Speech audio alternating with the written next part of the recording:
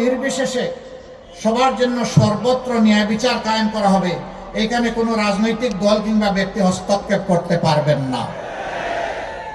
যে অপরাধ করলে সমাজের সাধারণ একজন কৃষক, শ্রমিক, মেহনতি মানুষের বিচার করে শাস্তি দেওয়া হবে, একই অপরাধ যদি রাষ্ট্রপতি করেন তাকেও ছাড় দেওয়া হবে না, একইভাবে তাকে বিচারের আওতায় আনা হবে।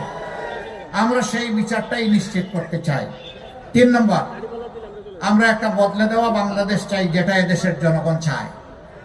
এই বদলানোর উদ্দেশ্যেই হা বুট আর না বুট, যারা বদলাতে চায়, যারা বস্তা পচা রাজনীতিকে দেশটাকে বের করে আনতে চায়, তারা দিবে হা বুটের পক্ষে ভোট।